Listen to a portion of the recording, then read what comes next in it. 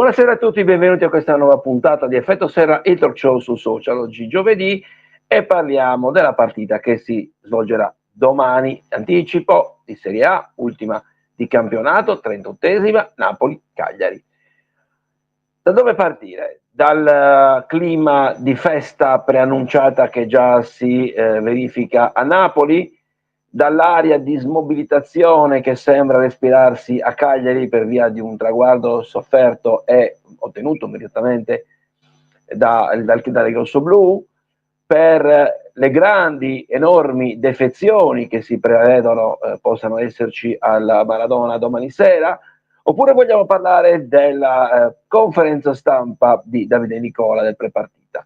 Ma io partirei dalla fine. La fine ci dice che il Cagliari inizia a progettare il futuro. La prima notizia buona è che Jerry Mina, il cui contratto sarebbe stato in scadenza il 30 giugno, ha rinnovato per 3 anni, quindi fino al 30 giugno 2028 il difensore colombiano, ex Everton, Barcellona e Fiorentina, sarà in rossoblù. Credo che sia una notizia davvero molto bella. Jerry Mina ha dimostrato ampiamente di che pasta è fatto, la sua leadership, la mancanza della sua leadership si è sentita nelle ultime partite di campionato. Certo, l'età passa, qualche acciacco fisico c'è, ma è evidente quanta la presenza del difensore colombiano abbia fatto bene ai rossoblù. E nella seconda parte di stagione dell'anno scorso, con Ranieri in panchina, che insomma ha salvato la baracca, e tutto quest'anno, pur con, ripeto, gli acciacchi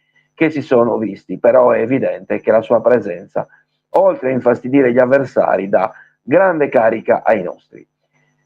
Quindi questa è una buona notizia. Devo essere sincero, non mi è piaciuto lo slogan usato dalla comunicazione del Cagliari dicendo con Jerry Mina ovunque proteggici. L'ho trovato un po' troppo, tra virgolette, passatemi il termine, religioso. Ecco, io da quel punto di vista forse ne avrei fatto volentieri a meno, mentre invece ci sta la assonanza, la comunazione, l'affiancare la figura di Jerry Mina come quello dei giganti, no? Giganti di Montebrama, per esempio, perché rappresenta davvero, oltre che un gigante fisicamente, ma è anche proprio un gigante al centro della difesa. Questo credo che sia assolutamente da condividere. Napoli-Cagliari si gioca domani sera, dicevo in anticipo insieme e in concomitanza di Como Inter. A Napoli si sta già facendo festa, ve lo dico, ve lo anticipo già, si fanno già le previsioni su come festeggiare lo scudetto. C'è gente che addirittura si sta tatuando il numero 4 con il tricolore o nel polpaccio o nella spalla o nel petto. Ragazzi, però ci sono tanti aspetti da sottolineare. Ad esempio la famosa sportività. Ora, a parti inverse che vuol dire, non vuol dire il Napoli in salvezza e il Cagliari per lo scudetto, ma a parti inverse vuol dire se il Cagliari fosse stato come l'Inter, in cui aspettava e sperava in un risultato positivo di una concorrente diretta, sinceramente, come l'avreste presa il fatto che ormai sarebbe stato pronto, sarebbe stato già stabilito quello che era il risultato? Ecco, a me avrebbe dato fastidio, obiettivamente. E qui mi collego a quello che sta succedendo. Oggi sapere che una fetta di giocatori per motivi diversi non saranno presenti a Napoli, mi dà ulteriormente fastidio. Lo so, è il calcio e quindi non possiamo farci nulla.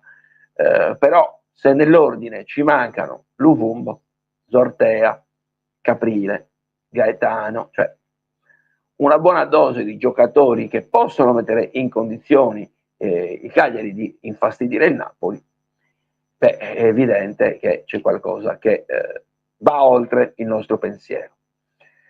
E aggiungiamo anche le dichiarazioni di Davide Nicola, perché quelle che ha dichiarato oggi sostanzialmente, non voglio andare nel dettaglio, ma sostanzialmente ha detto: abbiamo fatto un grande percorso, il Cagliari non è mai stato al di sotto della linea di galleggiamento, questa è la squadra che abbiamo, più di questo non possiamo farlo, obiettivamente.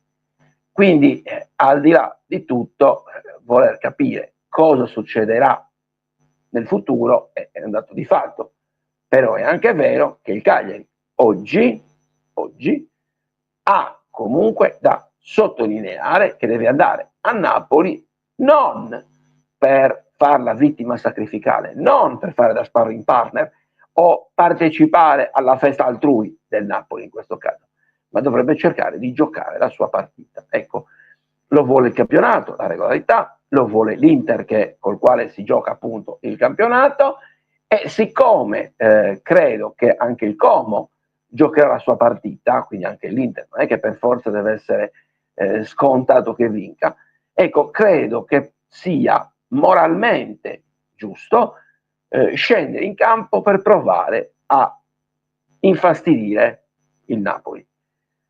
Ripeto, sarà difficilissimo, lo sappiamo, è una squadra prima in classifica, il Cagliari anche con la testa è molto in vacanza, ma già in condizioni normali, con la squadra a pieno regime, sarebbe stato molto difficile cercare di arrivare a prendere punti. Così, probabilmente con l'impiego anche di alcuni primavera, sarà ancora più difficile. Ecco, mai dire mai nella vita, ma è evidente che i presupposti, come diceva il buon Ventura, non sono dei migliori. Lo dico anche perché il nostro signor Nicola sa che la partita contro il Napoli rappresenta quasi un derby, se molto sentita dai tifosi, fino al 97, quando ci fu lo spareggio Cagliari-Piacenza al San Paolo. Credo che sarebbe importante quantomeno lottare fino al 90°. Poi, se come già sappiamo il Napoli sarà superiore al Cagliari in termini di qualità, in termini di voglia, beh, io credo che comunque se la debba giocare. L'esempio, senza andare troppo lontano, è quello di 2 settimane fa, dove il Napoli, pur giocando in casa al Maradona contro il Genoa, un Genoa già abbondantemente salvo, non è andato oltre il 2-2, 2 volte in vantaggio, 2 volte raggiunto dai liguri. Ecco, quel Cagliari mi piacerebbe che avesse lo spirito combattivo del Genoa, senza assolutamente pensare di arrivare lì in ciabatte e fare una semplice comparsata. Lo devono nei confronti del Cagliari, dei tifosi, lo devono nei confronti del calcio italiano, lo devono nei confronti dell'Inter, e credo che sia assolutamente, ripeto, dovuto. Bene, ci vediamo ovviamente domani per 45 minuti all'intervallo e vediamo di commentare assieme a voi. Grazie a tutti, buona serata, ciao.